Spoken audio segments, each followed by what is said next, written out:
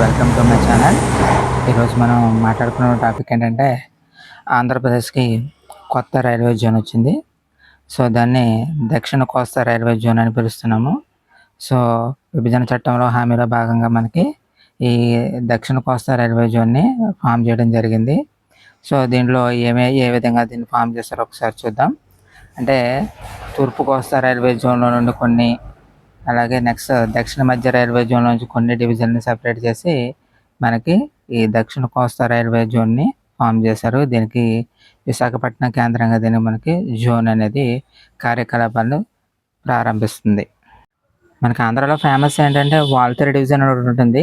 ఈ వాల్తేరు డివిజన్ ఏం చేశారంటే 2 డివిజన్లుగా విడగొట్టారు. ఒకటి Visakha division, next one Rayagada division. So Visakha division తీసుకొచ్చి మనకి దక్షిణ కోస్తా రైల్వే జోన్లో యాడ్ చేశారు. నెక్స్ట్ రాయగఢ డివిజన్ ఏమో తూర్పు కోస్తా రైల్వే జోన్లో యాడ్ చేశారు. నెక్స్ట్ కుర్దా డివిజన్ అని చెప్పేసి ఉంటుంది. ఈ కుర్దా డివిజన్ ఇచ్చాపురం నుండి పలాస వరకు ఉంటుంది. ఈ మార్గాన్ని మళ్ళీ విశాఖ డివిజన్కి బదిలీ చేశారు. నెక్స్ట్ తర్వాత గుంతకల్ డివిజన్లోనూ మనకి రాయచూర్ వాడి అనే డివిజన్ ఉంటుంది. దీన్ని సికింద్రాబాద్కి బదిలీ చేశారు. నెక్స్ట్ అదేవిధంగా మనకి పగిడిపల్లి విష్ణుపురం అనే మార్గాన్ని గుంటూరు డివిజన్ నుండి సికింద్రాబాద్కి బదిలీ చేశారు. నెక్స్ట్ ఇచ్చాపురం, దువ్వాడ, విజయనగరం రైల్వే లైన్ని విశాఖ డివిజన్కి బదిలీ చేశారు. నెక్స్ట్ అదేవిధంగా నౌపాడి, బొబ్బిలి, సాలూరుపేట ఈ డివిజన్లు కూడా మనకి విశాఖ డివిజన్కి బదిలీ చేశారనమాట. నెక్స్ట్ వన్ ఇంకా మనకి బాగా ఇంపార్టెంట్ ఏంటంటే కోరాపూర్, కిరండోల్ దీన్ని విశాఖ నెక్స్ట్ రాయగఢ డివిజన్లకి సంయుక్తంగా కేటాయించారు. సో ఈ విధంగా మనకి దక్షిణ మధ్య కోస్తా రైల్వే జోన్ అనేది విభజించింది. సో దక్షిణ కోస్తా మధ్య రైల్వే జోన్లో మొత్తం ఏ డివిజన్ ఉంటాయంటే విజయవాడ డివిజన్ ఉంటుంది, గుంటూరు డివిజన్ ఉంటుంది, గుంతకల్లు, వాల్టేరు డివిజన్ కూడా వస్తుంది. అదేవిధంగా ఇది రేణిగుంట వరకు కూడా దీనికి బార్డర్ అనేది ఉందన్నమాట. సో ఇలా విభజించడం వల్ల మనకి ఏం చేశారంటే దక్షిణ మధ్య రైల్వే నుండి అంటే సికింద్రాబాద్ జోన్ నుండి కొన్ని డివిజన్లు, అలాగే తూర్పు కోస్తా డివిజన్ అంటే భువనేశ్వర్ కేంద్రంగా పనిచేసేటువంటి తూర్పు కోస్తా డివిజన్ నుండి కొన్ని డివిజన్లు తీసుకొని మనకు మొత్తం మ్యాక్సిమమ్ ఆంధ్రప్రదేశ్ అంతా కూడా మా దక్షిణ కోస్తా రైల్వే జోన్లోకి వచ్చే విధంగా ఏర్పాటు చేశారు. కానీ ఇందులో జస్ట్ మనకు మిస్ అయింది ఏంటంటే అరకు. సో విశాఖపట్నానికి దగ్గరగా ఉన్నటువంటి అరకు వ్యాలీ అని చెప్పి మనం నేర్చుకుంటాం.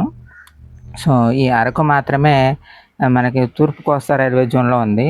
అంటే భువనేశ్వర్ కేంద్రంగా పనిచేసేటువంటి కేంద్రంగా వెళ్ళిపోయింది. ఎందుకంటే ఇది ఈ డివిజన్ కేంద్రానికి అంటే మన డివిజన్ కేంద్రానికి చాలా దూరంగా ఉంటుంది. సో కాబట్టి దీన్ని మనకి బాగా ఇష్టమైనటువంటి ప్లేసు అరకు. అది ఆంధ్రప్రదేశ్లోనే ఉంటుంది. కానీ ఈ రైల్వే డివిజన్ పరంగా అయితే ఏమైందంటే మనకి దానిలోకి తూర్పు కోస్తా రైల్వే జోన్లోకి కేటాయించడం జరిగింది. సో ఈ విధంగా మనకి ఈ రైల్వే జోన్ అనేది ఫామ్ అయింది. సో మనకి దీని యొక్క అపాయింట్మెంట్ డే ఎప్పటి నుంచి ఉందంటే జూన్ 1వ తేదీ నుండి విశాఖపట్నం కేంద్రంగా దీని కార్యకలాపాలు అనేవి ప్రారంభిస్తుందని చెప్పేసి గవర్నమెంట్ ఆఫ్ ఇండియా దీనికి ఒక గెజిట్ నోటిఫికేషన్ అనేదాన్ని రిలీజ్ చేసింది. సో ఈ రైల్వే కేంద్రం యొక్క విశాఖ కేంద్రంగా ఎప్పటి నుంచి పనిచేస్తుందంటే జూన్ 6వ తారీఖున పనిచేస్తుంది. దీని యొక్క శాశ్వత భవనం ఎక్కడ నిర్మిస్తున్నామంటే అరిలోవా అనేటువంటి ప్రాంతంలో దీని యొక్క శాశ్వత కార్యాలయం అనేది నిర్మించబడుతుంది. సో ఈ విధంగా మనకి దక్షిణ మధ్య రైల్వే నుండి కొంత ప్రాంతాన్ని, అదేవిధంగా తూర్పు కోస్తా రైల్వే జోన్ అంటే భువనేశ్వర్ కేంద్రంగా పనిచేసేటువంటి ప్రాంతాల నుండి కొంత భాగాన్ని తీసుకొచ్చి మనకి మ్యాక్సిమము దక్షిణ కోస్తా రైల్వే జోన్ అని ఫామ్ చేశారు. ఇందులో మనకి జస్ట్ మిస్ అయింది ఏంటంటే అరకు అనేటువంటి ప్రాంతం అనేది మనకి మిస్ అయిపోయింది. ఎందుకంటే మన కేంద్రానికి దూరంగా ఉండటం వల్ల దాన్ని తూర్పు కోస్తా రైల్వే జోన్లో దాన్ని ప్రకటించడం అనేది జరిగింది. సో ఈ విధంగా మనకి రైల్వే జోన్ అనేది మనకి విభజన హామీ చట్టంలో భాగంగా మనకి సెంట్రల్ గవర్నమెంట్ అనేది కేటాయించడం జరిగింది. ఈ విధంగా మనకి వైజాగ్ అనేది మన ఆంధ్రప్రదేశ్లో చాలా ఇంపార్టెంట్. సో దాంట్లో అక్కడ మనకు బాగా డెవలప్మెంట్ అనేది జరుగుతుంది కాబట్టి రైల్వే జోన్ వల్ల కూడా ఇంకా ఆంధ్రప్రదేశ్ అభివృద్ధి చెందుతుందని చెప్పేసి మీకు నచ్చినట్లయితే లైక్ చేయండి, షేర్ చేయండి, సబ్స్క్రైబ్ చేయండి. Thank you for watching this video. Thank you very much.